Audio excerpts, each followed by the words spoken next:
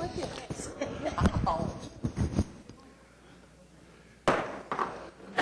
Good morning. We'll call our November meeting of Central Oklahoma Transportation and Parking Authority to order. I do have a couple of presentations to make this morning, so if you'll bear with me a minute while I come down front.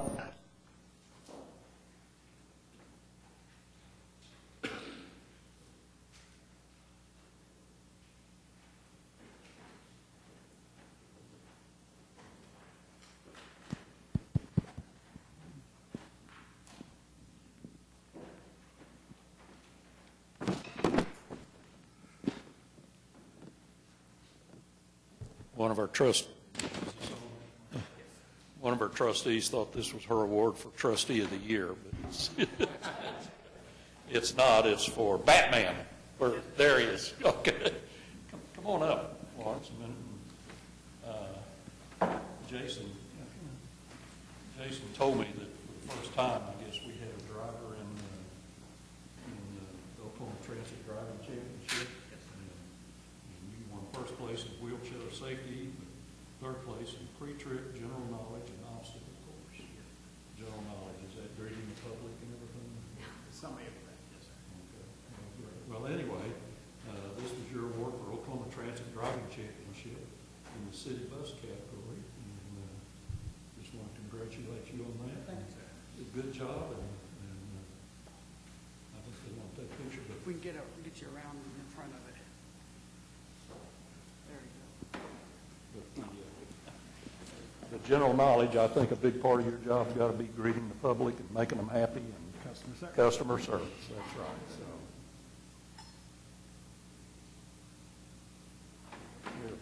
you're a slow photographer.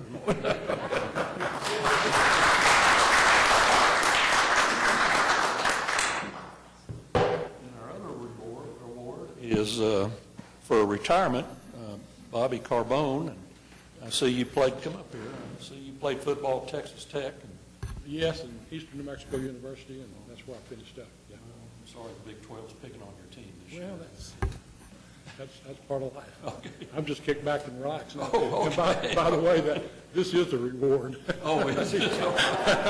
It is a reward. Well, it said you worked as an educator and had your own trucking company Yes. before joining Yeah. Embark, and have spent 12 years. And you're going to go back to fishing and hunting and taking it easy. And, I traded my Embark hat for a fishing hat. well, good for you. And it was, yeah. Well, we've got a great retirement resolution for you here that is a resolution presented to you for a symbol of the high esteem in which we regard your service, and hope that you have a great retirement. And we're happy to present this to you. But I always have a question for a retiree, and that's, what are one or two things you'd change about Cotpa? Cotpa? Yeah, I'd hate to put you on the spot, but we've had some good ideas come out of this. Well, I do not have any complaints at all about Cotpa. I came to work here in 2003 because my wife told me to get out of the house. And it was actually, I had already retired one time. And I thought I would be there for a short period of time, and I stayed there for Almost 12 years. And I think it's a great organization. Like anything else, you're dealing with people. And when you deal with people, there's going to be problems. But as a bus operator, I mean, what could be changed to make the public happier and do a better service? Sir, I put you on the spot. I was completely happy. I was completely happy. I know. And that's the key to it. I got up every morning looking forward to going to work. And, and at first I thought that weekends was a waste of time because I couldn't work, But I'd have to really dig down deep to find anything that was really, really bad about it and needed to be changed. Really bad. That needed to be changed. Well, change comes from bad things. Well, if something comes to your mind, let us know. I'll do that, sir. Let's let you have your.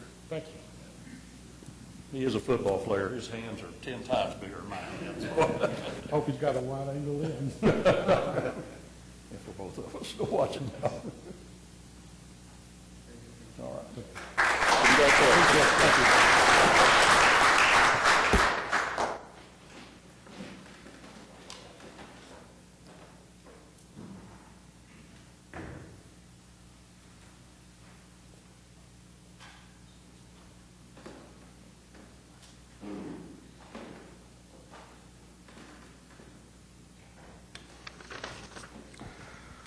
All right.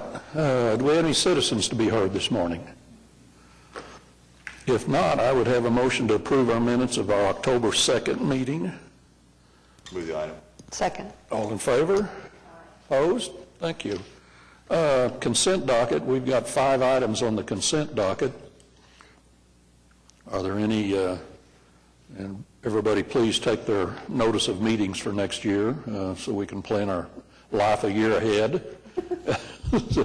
Any items on there that any of the trustees would like a discussion on?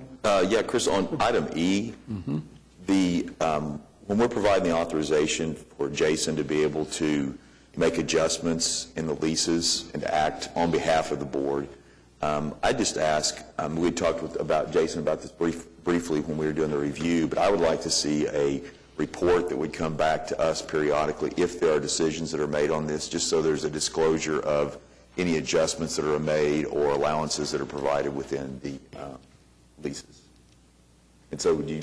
Yeah, I think good suggestion, and what we could do is include that as part of our normal parking report. So if we work out any type of provisions with a tenant for whatever reason that are not included or specifically spelled out in a lease, included in the parking report, and advise the trustees of that. Are there any guidelines on the leniency that the administrator has, or? Essentially, it allows only temporary changes in the lease provisions, and the anticipation is, we would use this discretion only when we have an issue come up. Like, for example, if something were to occur in one of our facilities where it disrupted the tenant operations, we would want to work with the tenant in some cases to, retain them as a tenant and just take a fair approach in doing business with them.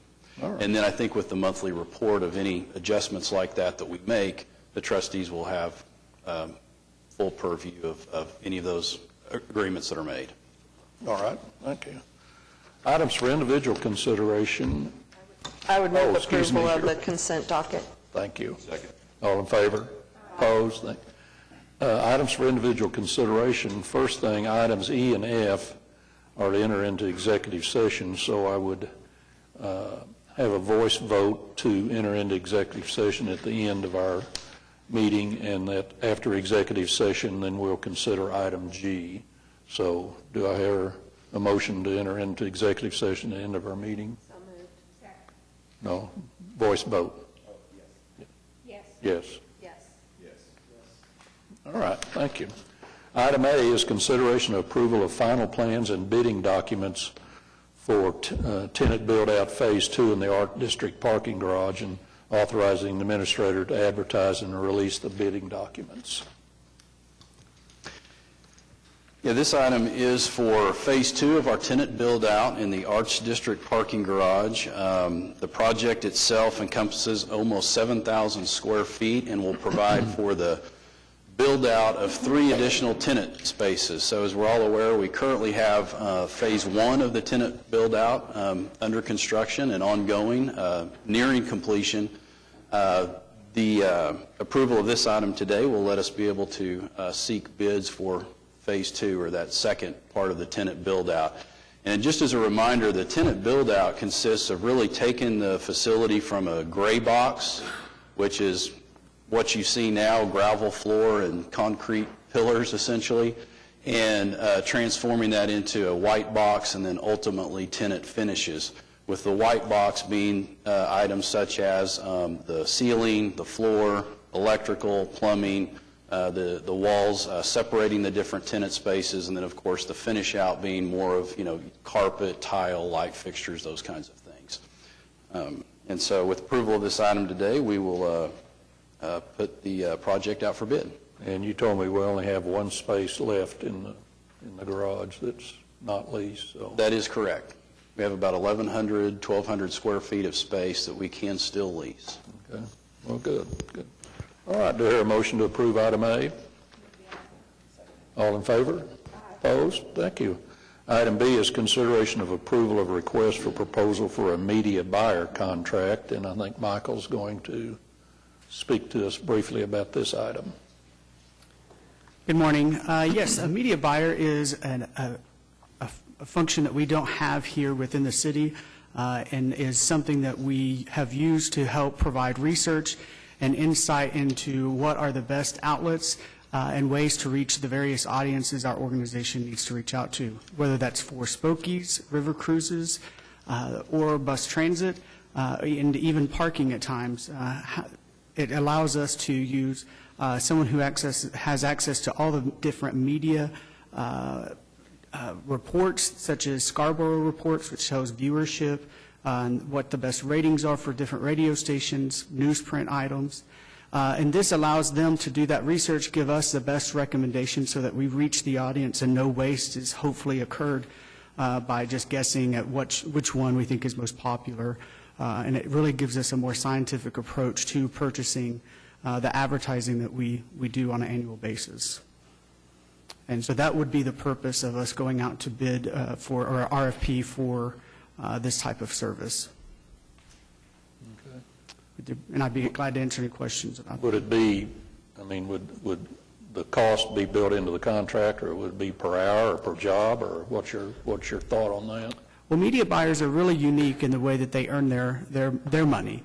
They earn their money from the various media in which for which we place media. And we also have the potential of having a media buyer also gives us higher buying power because they're buying media for all of these other companies and organizations around the region. And so with the media agencies, such as, let's say it's Citadel or even Tyler Media, that allows us to have that buying power as well because they're going to buy this group or this much media. And so they earn their money as a commission off of the media that they buy from that entity itself, such as Citadel or Tyler. They have an agency rate that they then get to take advantage of, and that commission in between what our cost is and what that rate is where they earn their money. We don't pay them for the service other than for the media we buy. I see. All right. Michael, can you give us a sense of the type of media? Is this radio, social media? What? It is all of the above. So any type, it's digital media, ad banners that we might purchase. It could be email lists to send marketing emails to individuals for charter cruises. It could be also placing, I think Mr. Cooper, Trustee Cooper had even seen one on his door when we launched night service last year, is placing those on the doors in neighborhoods. It's a wide variety, but yes, traditional advertising mediums as well as non-traditional. But then do you, as the marketing department, do they decide what they want, or are you asking for suggestions from media on how can we do certain things? I mean, yes, we certainly develop a scope for every project in which we buy media. And it's through that scope we then ask them to bring back a recommendation to make sure that we meet all of the objectives and to have as much added value as possible to that. And they can do that because of, again, that purchasing power that they have. all right. Any other questions?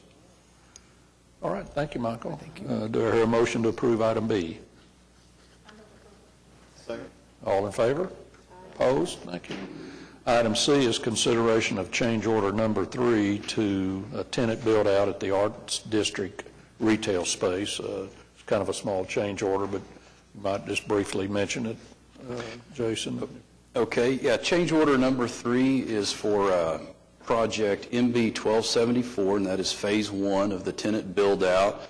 As you'll recall, back in April of 2015, the board awarded a contract to W.L. McNatt and Company for $2,005,000 for the phase 1 project. This is the third change order to that contract. The change order in total is $7,011, or about 0.35% of the original contract amount. And it just consists of a few minor items. For example, adding drywall to one of the concrete columns at a cost of about $1,200, vinyl lettering for the windows to identify the suite numbers, $1,383, adding window tint to one of the tenant areas for $881. We provided a wall box rough-in for the north tenant walls at a cost of $2,890, which actually added 2 calendar days to the project, and What we did here is basically the contractor went in and because they had to build the wall for the north tenant space that comprised of the common corridor, the hallway between the north and the south sections. What we did is we went ahead and put in all the electrical conduit and wiring into that wall that we had originally thought would probably be part of Phase 2, but we're going to go ahead and do it as part of Phase 1. That way, when the contractor comes into Phase 2, they don't have to demo, drywall, and redo the electrical. So it'll actually save us a little bit in the long run. And then the other item here, $650, was just a change in the light fixtures from a recessed light fixture to a suspended light fixture. All right, thank you. Do I hear a motion to approve item C? Move approval. All in favor? Opposed? Thank you. Last item is a consideration of approval to authorize the administrator to receive a contract and bonds and issue a notice to proceed on the Union Roof Phase 2. Yeah, this project, MB 1271, Union Station Roof Phase 2, as you'll recall, the board approved the bids during last month's meeting. We've received those bids back, and we received those bids right before this meeting. We basically got them in, I believe it was Wednesday of this week. So what this item will allow us to do is going to go ahead and move forward with giving the winning contractor notice to proceed, and then we will bring the actual contract back to the board in December for ratification. And the reason we're approaching it in this way is basically to expedite the project. We'd have to put it on hold until the next board meeting otherwise. And this section of roof is the flat section on the southern end of the building. So you'll recall Phase 1 was the gabled section, the ceramic tiles. This is the flat section of the roof, and we do have an active leak now, so we would like to go ahead and move on the project. All right. Any questions? Then do I hear a motion to approve item D? All in favor? Opposed? All right. Next item on our financial report is ratification of payroll and vendor claims, and I've asked Jason that there was one item on there. We don't usually have any questions, but one item on there, the one-time employer pension contribution. You might just brief the trustees on that. Right. Just wanted to follow up. This one-time employer contribution of $427,000 into the Cotpa pension was part of what the trustees had agreed to with regards to the previous year's labor negotiations. And as you'll recall, one of the goals of the previous year's contract with the ATU was to transition employees to the city's insurance plan because of considerable savings that could be realized both on the employer and employee side by switching to that plan. We then leveraged the savings from the insurance in order to make a one-time deposit into the pension plan to improve the funding level or the funding ratio of the Cotpa pension. And so this item on the claims and payroll docket is kind of the final piece of that project. And you said it got the funding to what, 83%? Yeah, with the $427,000 deposit, our funding ratio is closer to 85%, but we are currently in negotiations and have an item on the agenda today, if approved, would put our funding ratio at about 83. But as we recall, our actuary was let us know that an 80% funding level was kind of the bare bones for a healthy pension, and we have met or slightly exceeded that amount with this deposit and some of the returns that we've received on the pension plan itself. Okay. Any questions or any comments from the retirement committee? Or no? All right. Then do I hear a motion to ratify our payroll and vendor claims? So moved. All in favor? Aye. Opposed? Thank you. Financial reports. Jason, I know you have just a couple items on the financial reports you'd like to make mention of. Yes, if we could, starting on page 2 of the budget to actual, we'll look at our transportation operations first. And beginning with the operating revenues, you'll notice that revenues from passengers, or fare box revenue in general, is up about 9% over our projections. We're at 109% of our budget, and that's up from our August report where we were at about 104%. So with the high ridership levels that we continue to experience, it's also having a positive impact on that particular revenue category. I also wanted to talk a little bit about our federal grant operating revenue. You'll notice that it is $428,000 below what our projection was. And essentially we have a couple of things going on with the variance. First thing I wanted to point out is you'll notice that our actual federal grant revenue to date is just over $861,000. So we have made our draws for August and September, so we are caught up with our draws. However, with the federal fiscal year ending in September, there was a time period at the end of the month where we were not able to make our draw as late in the month as we normally make it. And so as a result, we weren't able to seek reimbursement for some of the payroll expenses related to maintenance of the buses. And that explains about $100,000 of this variance. So we will catch that back up on our next draw. So that leaves us with about a $328,000 variance in federal grant revenue reimbursements, actual receipts versus what we had projected. And that's simply a matter of our expenses coming in under budget. And again, we've talked about it before, but this is a reimbursement type grant, so we have to actually incur the expenditures before we can seek reimbursement. And at this point in time, our expenditures are less than what we had projected for bus maintenance through 3 months of the fiscal year.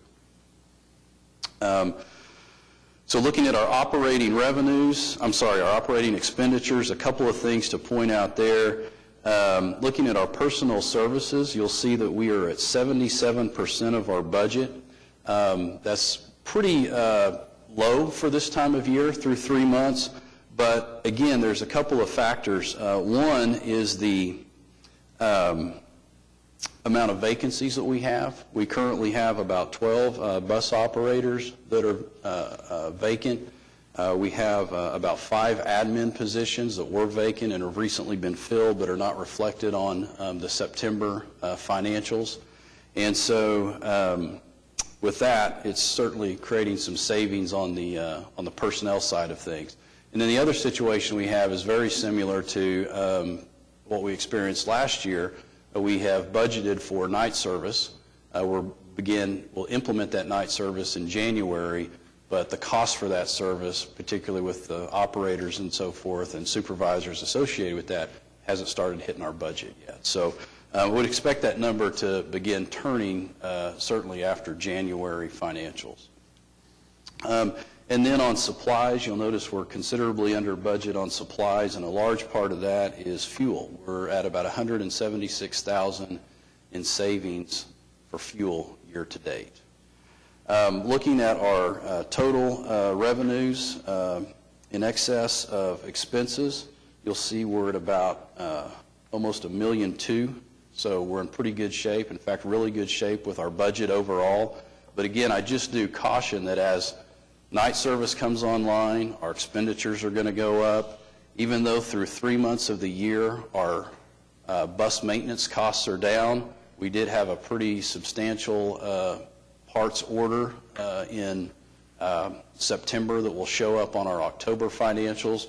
We had to buy a lot of bus parts. To give you an idea, we had about $15,000 in fare box parts we purchased. We had to purchase a $10,000 transmission, about $15,000 in brake kits. So there's a lot of expenditures that have occurred in the last month not reflected in this that will change that outlook a little bit.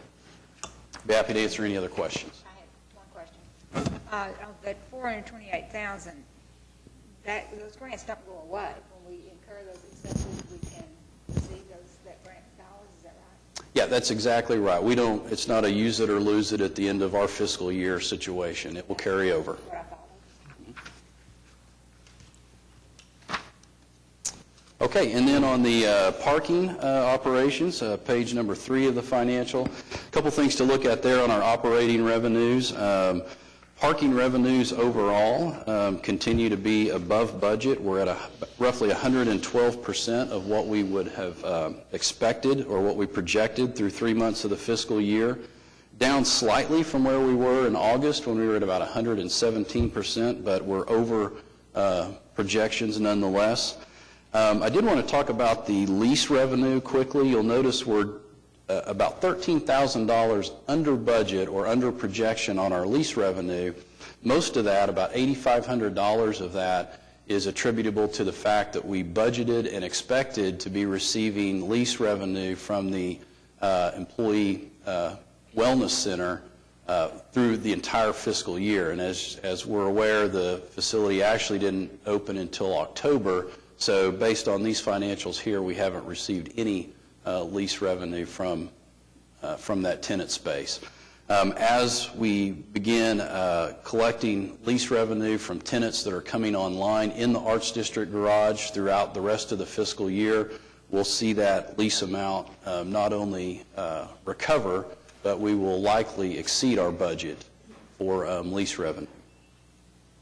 And then looking at operating expenditures, personal services are about 84% of the budget. That's directly attributable to the vacant parking manager position that will be filled on 11/16, so looking at a couple weeks, and we'll have that position filled. And then overall, looking at total excess of revenues over expenditures, even after debt service, we're just under $1.4 million for the parking operation through 3 months of the fiscal year. Looking at the Oklahoma River cruises on the next page, you'll see that revenues are about 96% of what we had projected overall, which is pretty good for us. We're staying a lot closer to our budget on our revenues and what we've seen. On operating expenditures, I did want to point out, you'll see that on the other services and fees, we're showing to be $49,000 over budget, and that's attributable to the fact that we actually processed 2 payments to HMS Global, our contractor for the ferry service. We actually processed 2 payments in September, the September payment to HMS and the October. So it's really just kind of a timing issue. If you back the October payment out of these numbers, we're actually slightly under budget by about $12,000. And so with that, I'll be glad to answer any other questions on the financials. Any questions? If not, then I would have a motion to receive our financial reports for September. So moved. Second. All in favor? Opposed? Thank you. All right, our program reports, our transit system report.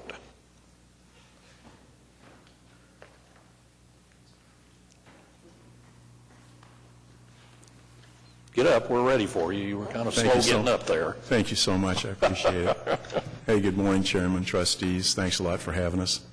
I'd like to touch on 4 topics, the usual topics for the September 2015 transit report: safety, ridership, on-time performance, and our report card. We were responsible for 3 preventable accidents during the month of September 2015, which is 3 fewer than the previous 2 months' preventable accident average. 2 of the 3 of those preventable accidents were the result of our buses impacting the fence at Hudson and Maine, which is a newly constructed fence, and we're going to be more proactive in addressing and evaluating the fences that are put up. Our drivers have a hard enough time driving down the street, especially when the lanes are narrowed. So we're going to inspect all, and Richard Bishop's here, he'll confirm this.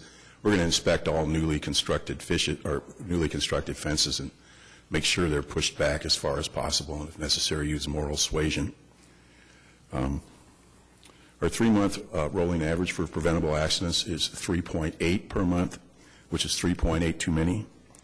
We experienced 6 preventable or non-preventable accidents during the month. Hey, Larry. Thanks. If you take a look at the daily ridership, and this is really, I almost want to cut to the chase and say something, but I'll hold back to the end. You'll see that we averaged during our daily ridership, the fixed route, 12,534 compared to 11,883, which is a 5.5% improvement. But the wonderful thing about this is that for the first time ever, we have exceeded 12,000 passengers per day, per weekday. And it isn't a flash in the pan in terms of there were some spikes during the month because every day but one we exceeded 12,000 passengers per day. It's reminded me of when I reported the world record rainfall in May. That's a record for us. The average Saturday ridership for 2000 for system routes was up 17% when compared to the previous September. Downtown Discovery was up 35%. And through this year, this is the end of the first quarter, through this year we're up 6% in the all cumulative services ridership, daily ridership. Thanks, Larry. If you look at the slide, and this is my favorite, new night service continues to grow. We had transported 240 passengers per night, which is up from 202, which is a 5.9% improvement. And there are a whole lot of passengers that are looking forward to our expanded night service in January. There are a lot of people that are excited by that. Our on-time performance. I just want to clarify, Yes, ma'am. Kevin, you said 240, but the slide shows 214. Oh, I'm sorry. I meant to say 214. Okay. Pardon me, Mr. Maybe we got to 240 in the next month. I don't know. Yes, thank you. We will at some point for sure. Thanks for pointing that out. Our on-time performance for the month of September was 66.3%, which is a 6% improvement from the previous year and a 3% drop from the previous month, and we're working very hard on that. I could give you a song and dance, but that is going to improve. Part of it, and just a touch, and it's a wonderful problem to have, is the record passengers ridership, and we're hiring drivers and doing some things, but additionally we're going to be more proactive in evaluating the detours and the odd things that happen. Okay, if you would please go to our report card. I'll just read the percentages that we are in. Passengers per hour, we're at 99% of our performance measure for the first quarter. We're at 103% of the passengers per operating day. We're at 90% of the on-time performance. Miles between road calls, we're at 97%. We are unfortunately 59% above our goal, I hate to use that word, for reduced accidents, and we're only at 81%. So in other words, we're 19% better, or 25%, 24% better than for the passengers' claims per 100,000 miles. I'd like to take the liberty, if we're done with this portion, to just relay what I saw at the transit center a couple of nights ago, and it was during the peak times, and there was an incident on the bus, an unpleasant incident that happened as the bus was pulling into the transit center. And I was there, and I watched the operator radio in and say, hey, I need a road soup, and the cleaning crew ready at the bus when I pull up. The cleaning crew was there. There was a woman, and the road soup was there, and the driver got off, and they helped all the passengers off who wanted to get off that bus. And the road soup and the cleaning woman, Patricia Lambert, just wonderful, jumped on the bus, confronted what the issue was, got off the bus as I'm standing there a couple of times to compose themselves. The driver, who's only been here for 4 months, was up speaking with the 25 or 25 passengers that were waiting to get on that bus, kind of entertaining them as they were waiting for the 6 minutes that it took to clean that bus up. But it was like the team came together and way above and beyond. It was like the firemen run towards the fire, our people ran towards the unpleasantness of that incident and neutralized it. How are you dealing? Jason made mention in personnel that were, how many drivers short? 12, 15? According to the staffing model, we're down 12, but we're up 5 from where we were, and we've got some really good people in the hopper, and there are 3 that are just marvelous, and we're going to start another class on the 16th, and there are 5 that are going into that. but our people have really risen to the occasion, and Bass is one of them. And poor Bobby, I mean, look at Bobby, he's 32 years old. He's been working quite hard. But these guys, Have you ever thought about asking some of the retirees and come work part-time? you know, I've attempted to kidnap both of them on a number of occasions.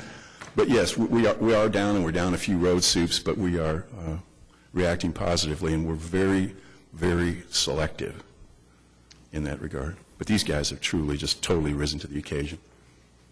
So some of the other things we're doing is, and we've talked about it internally, we are running back-to-back classes because, as you know, we have to send all of our operators through a very thorough training class before they can even get behind the wheel, multiple weeks of training. So we're running back-to-back classes. I know Ravina and her staff have worked with Michael and his staff to basically market the positions a little bit better, not only in terms of how the ads read, but also where those ads are being placed.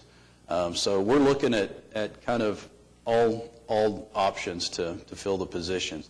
And the thing is, it's not, it's not obviously just us. I was talking with the director of CART, the transit service in Norman, and, we're all in the same boat. It's difficult to recruit bus operators at this point in time.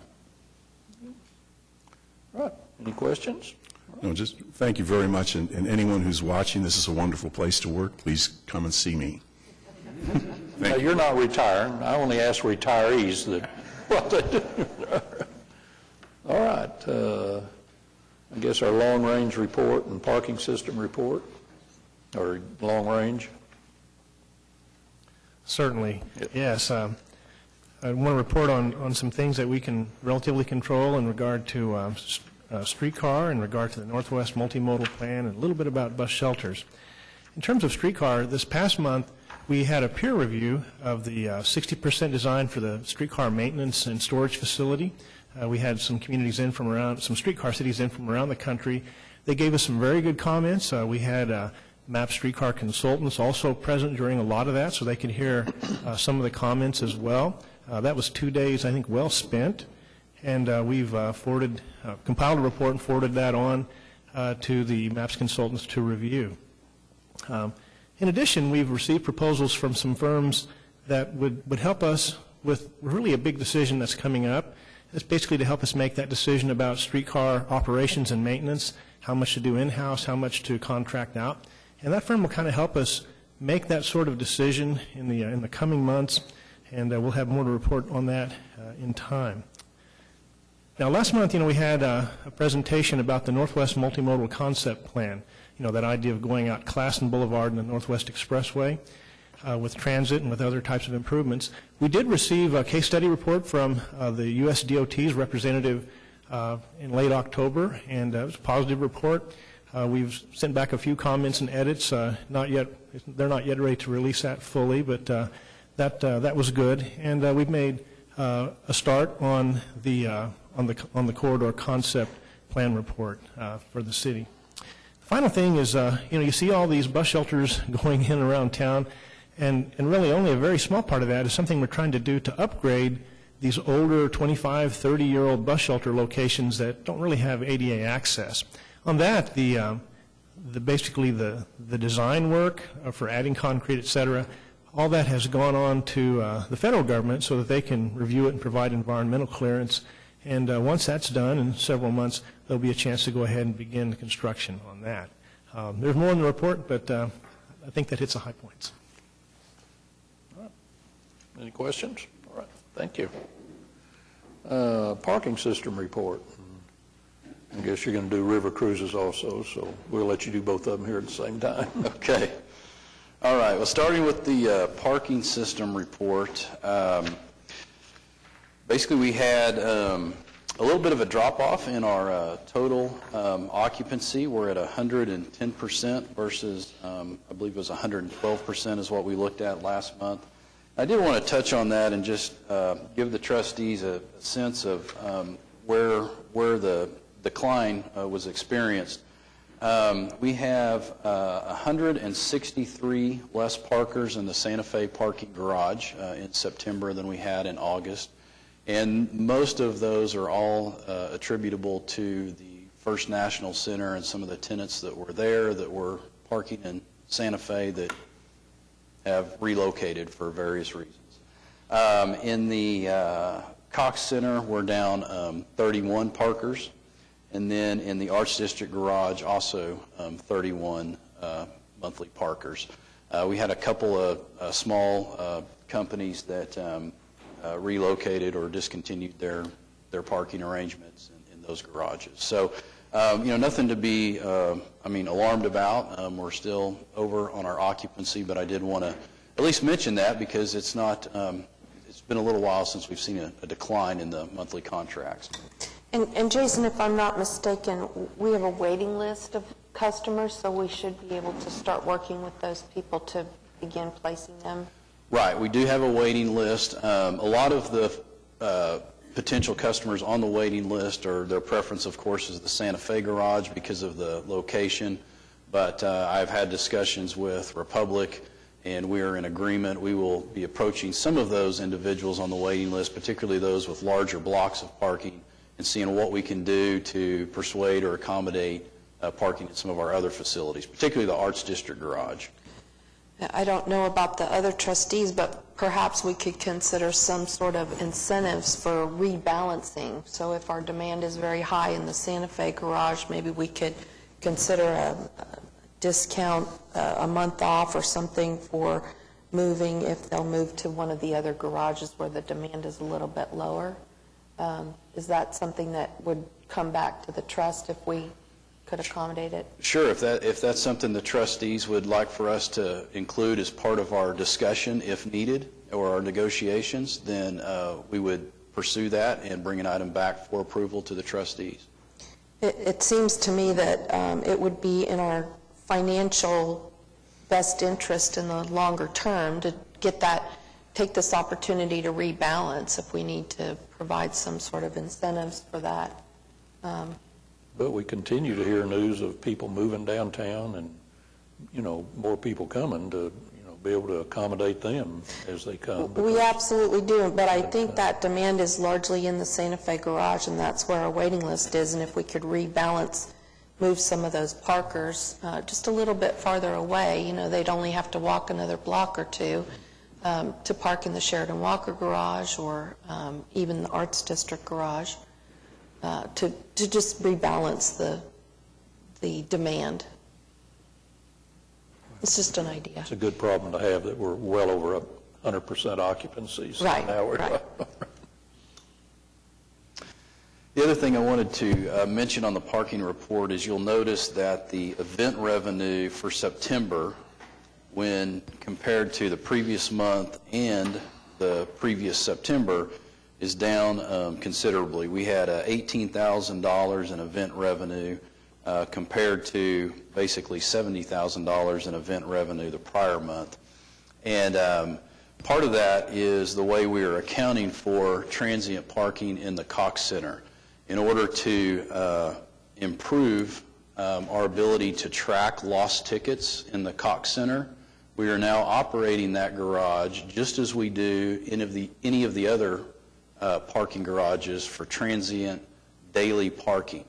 And we just made that transition effective this month. So prior to that, the Cox Center was essentially being evented every day, whether we had a significant event occurring or not. And so what you'll see there is, in this case, about got it right here, about $24,000 of transient revenue attributed to the Cox Center that normally would have shown up in event. So what I'm saying is basically we've kind of changed the way we're accounting for that revenue and managing that garage in order to improve our lost ticket percentage. And so if we plugged the 24,000 into the 18 that you see on the report here, we still have a variance of roughly, I believe it's about $41,000. And that is a result of basically we just did not have very many sizable events in September. The largest event we had was one concert, and that was the Foo Fighters. Other than that, lots of very small events. So we'll continue to monitor that, but moving forward, we will see a little bit of decline in comparisons on the event revenue because of the way we're treating the Cox Center. And I'll say again, we had the same problem last year, and it seems to be even worse this year at a Thunder game in the Cox Center. I mean, must have the most antiquated method of getting people in that garage, where you hand them your parking pass, and the fellow looks at it, then he tears off a coupon, and he hands you the coupon, then he opens the gate, and the cars are backing up. I mean, there's got to be a more efficient way to get people with the parking passes in and out of the Cox Center on game night. And I don't know what it is, but it's just bugs me on game night. I'm sorry. But It's a customer service issue for us, yeah. and we'll look into it. And they've got two, and I thought we were going to get where the parking passes the Thunder issued, you could just scan them on the, but I guess our equipment doesn't allow it, or we just haven't done it. But anyway, I just think there's got to be a more efficient way to do that, so. Okay, we will, All right. we will look into that. Two other things I wanted to mention, if I could, about parking is, one is just a quick update on the Santa Fe elevator project. As you'll recall, we have divided the project, the second half of the project, the two elevators in the north tower, we've divided that into two pieces. We're going to take one elevator down at a time. We currently have one elevator down, and it's under construction. Within the last week, some of the activities that occurred was basically around different wiring and cabling throughout the elevator shaft. But in addition to that, the elevator in the south tower, where we had new cab, all new equipment, the elevator came online, and then we had a bad shiv in the shaft itself that we had to send off, order, bring in from the manufacturer.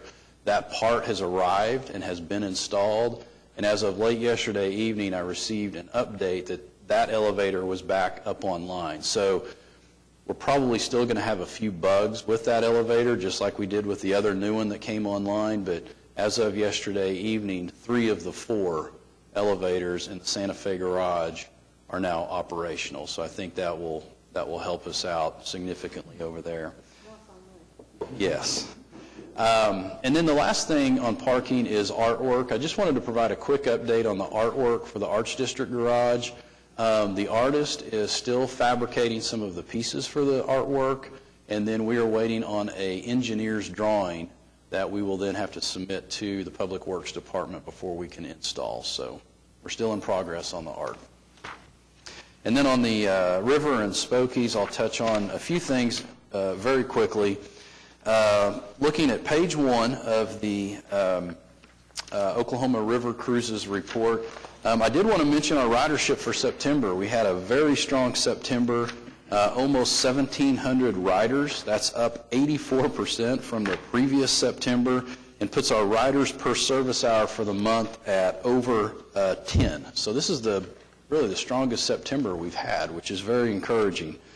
Ferry service, I already mentioned ferry service riders per hour. On the next page, we've got a graph that kind of shows our charters and our specialty cruises. Our charters in September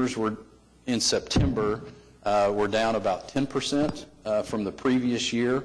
Overall, our charters are down about 30%, and we've talked about it, but mainly that's due to all the cancellations we had back in May. Specialty cruises continue to be lower than the previous 2 years, and that's by design. We have actually scheduled less specialty cruises than what we've seen in the past. We did have 6 Haunt the River cruises in October, and I'm sure Jeannie will be glad to report out on the results of those next month. And then page 3 of the report will just give you really an idea of kind of the amount of ridership we've had looking back since April. And you can see, again, through the summer, we had some pretty strong months where we averaged over 2,000, or I'm sorry, we had cumulative over 2,000 passengers on our ferry service, and then finishing September at about 1,700. Canceled trips, of course, continue to remain low. Our canceled trips are the lowest they've been since since 2012. And so we do, as we always do, give acknowledgement to the Public Works Department for helping us out with that. I'm looking at Spokies real quickly. Page 5 of the report, we've got a graph there that shows you the trips by month. And I think you'll just notice the trend line starting, less than 200 trips a month in December, and then peaking at over 1,000 trips in August, and then just under 1,000 in September. And, of course, a lot of that has to do with the good weather, but then I think the rebranding of Spokies along with all the refurbishing of the bikes certainly contributed to that. So we're pleased with the ridership that we've seen over the summer months.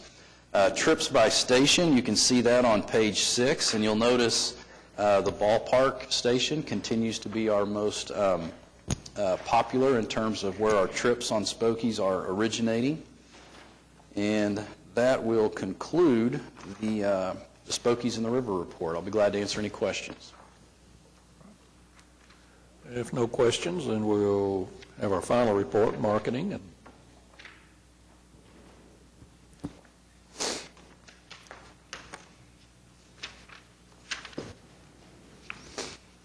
Good morning again. Morning. Wanted to tag on to something Jason was mentioning about Spokies, and one thing that's been interesting that we've been following is that since July we've had more trips than what our historical data was shared with us, even though we have 20 less bikes out in the system. And I think that's pretty impressive that we continue to see that ridership trend go up and just the interest. And I also want to give kudos to Brent, who has managed the system for the sheer number of events that he's done. He's been a true partner in our community and has done a great job in just helping and establishing the new brand. I wanted to touch on one of the most recent launches that we've had, and that was the Wi-Fi service on October 15th. So we have a Wi-Fi service now on all 59 of our fixed route buses. And what we have seen so far is the average daily use of that service is about 29 gigabytes a day. That's per bus. And so that may, when you break it down like that, it may not sound like very much. But if you look at what the national average is of how much you might use on your cellular phone, and we know, many of us have smartphones and we do a lot of things with that, that average use is about 1.8 gig per month. And so we've seen really high usage of this service so far. What the total amount of data that we've used is 534 gigabytes, and the average national household average is about 30 gigabytes a month. So there's just a few numbers to share with you about that. We feel like it's too early to identify any trends, but we did notice that usage has spiked around the 1st of the month over what we had seen the previous 10 to 15 days. The top domains that people are accessing, to no surprise, are Google and Facebook. So social media and Google, which is a natural search engine for many, have been high, as well as Apple.com and Yahoo as well. And we've seen some streaming media taking place, which means watching Netflix or what have you like that, but that is actually pretty low on the list of the things that people are doing with the Wi-Fi service. We've had extremely positive response. We have a social media campaign going now, and that campaign in itself is targeted at non-riders, people who do not necessarily use the service right now or may use it just very sparingly, maybe once or twice a month. Again, wanting to get in front of them to encourage them to use the service as a way to continue either finishing up some work that they would rather take care of instead of commuting by car, or it could just allow them to do more reading and things of that nature. Another development we had this week was we had held a focus group regarding the branding for the upcoming streetcar, and that was held with a variety of stakeholders, and it was a very productive meeting. Trustee Bickham was able to attend, and I don't know if you have anything you'd like to share about it, but it was a very vocal group and was one that was willing to share exactly what they thought, and they didn't hold back, which was really good because those are the things that we wanted to capture. And it's going to be an interesting project because we're trying to establish and develop a brand for something that we still haven't seen. We still haven't seen in the ground, rails in the ground yet. It's still 2 or 3 years away, and working on that now and trying to capture what Oklahoma City is like in 3 years. That's a long time for our city. We go through a lot of great change in that amount of time. So it's very exciting, and we feel privileged to be working on that. And just lastly, we had our health fair in October. It was a great success. We were able to we had many of our riders were inoculated with the flu vaccine. We had well over 200 who took advantage of that, just the shot itself.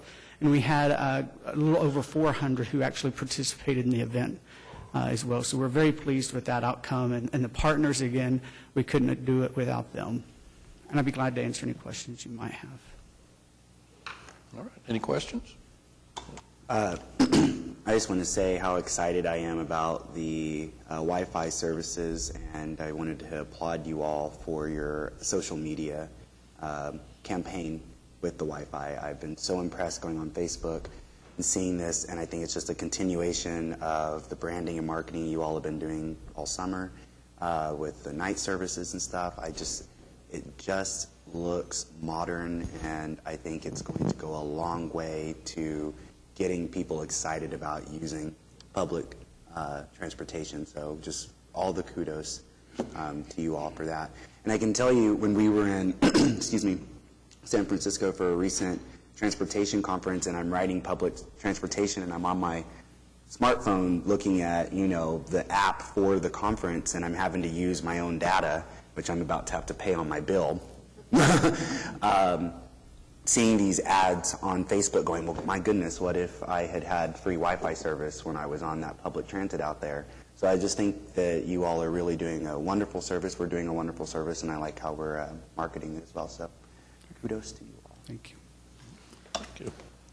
I might just comment on that meeting. Everybody was excited, and it wasn't just excited about. Talking to you don't have. Okay, no. They weren't just excited about the streetcar. They were excited about public transportation, and several of them were riders, but several of them had never ridden the bus, but they were still excited about transportation. So I thought that was good. It's certainly encouraging, and to see so many rally around public transportation and willing to offer their voice as support. One of the things that Trustee Cooper had mentioned was that with that night service campaign, I failed to mention this a minute ago, that we did have, with that social media campaign that we had going this summer, we were able to reach more than 2 million different visitors and make that more than 2 million impressions. We had thousands of what they call interactions, which mean people either shared our posts, it actually is in the 10,000s, shared our posts, and then actual dialogue was created as well, and we had hundreds of posts where we were either providing trip planning information, answering questions, just providing additional support for how to use that service. So it was an investment on our behalf, but I think it definitely paid off in that regard. Thank you. Well, this has been one of Barney's initiatives, and he isn't here today, so I'll thank you for Barney. Yeah, absolutely. We appreciate your support. All right. Thank you. All right. Do we need a motion to go into executive session? No. Okay. First, we need a motion to receive our program reports. So moved. Second. All in favor?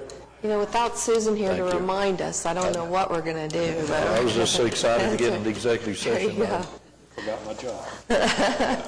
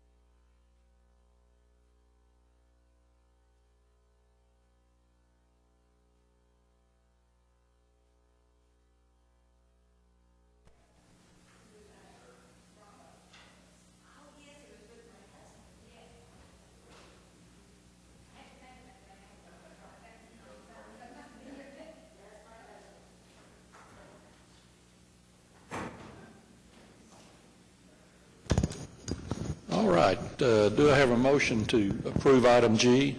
So moved. All in favor? Opposed? We are adjourned. Thank you.